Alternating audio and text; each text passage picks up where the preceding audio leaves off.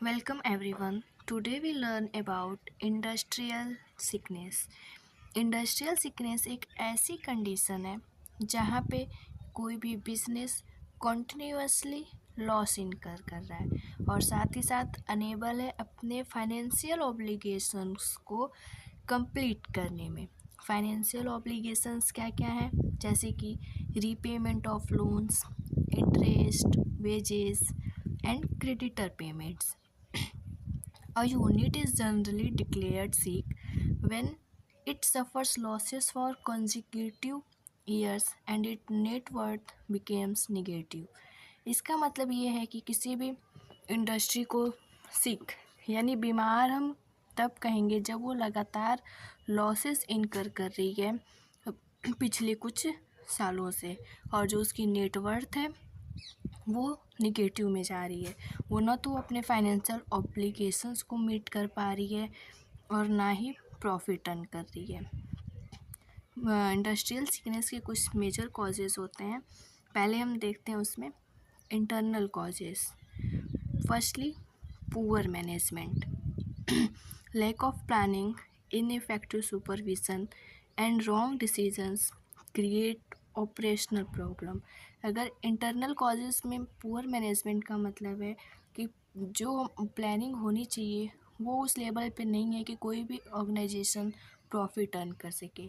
इसका कॉन्सिक्वेंसेस क्या हो रहा है कि जो ऑर्गेनाइजेशन है वो लॉस में जा रही है, अपने रिकवर नहीं कर पा रही है लॉसेस को।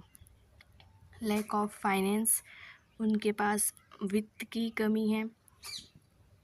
टेक्नोलॉजिकल ऑब्सोलेंस, मतलब कि जो उनके पास टेक्नोलॉजी है वो अपग्रेडेड नहीं है, वो पुरानी है, और जिससे कि उनकी प्रोडक्टिविटी डिक्रीज़ हो रही है और कॉस्ट उनका इंक्रीज़ हो रहा है।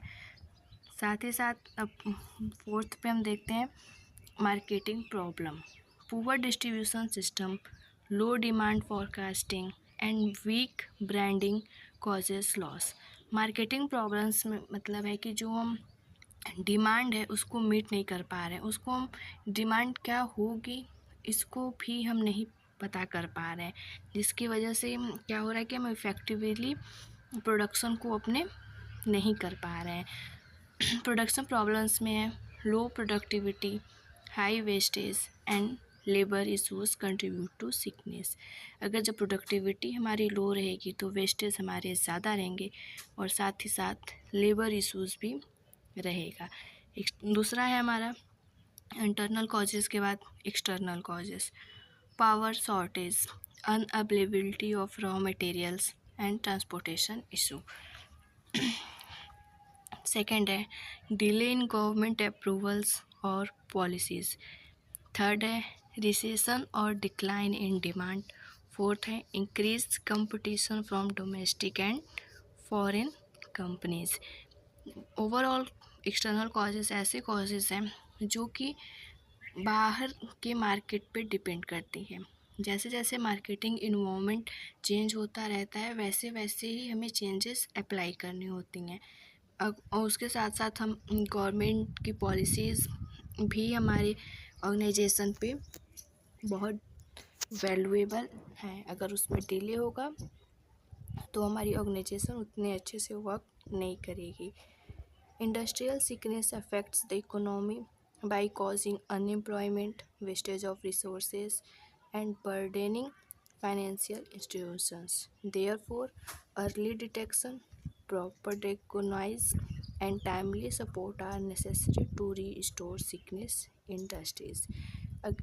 जब हमको कॉजेज़ पता होंगे तो हमको कहीं न कहीं उसको कैसे सॉल्व करना है उसके तरीक़ों को फाइंड करने की ज़रूरत होती है। नहीं करेंगे तो उससे क्या होगा कि अनएम्प्लॉयमेंट आएगी। साथ ही साथ लगातार जो रिसोर्सेज हैं उनका वेस्टेज होता रहेगा और फाइनेंशियल जो हमारे पास बर्डन है, क्योंकि हमको प्रॉफिट नहीं लॉस हो रहा है इसलिए वो भी बढ़ता रहेगा। इसलिए अर्ली डिटेक्शन और proper diagnosis and timely support are necessary to restore sickness industries.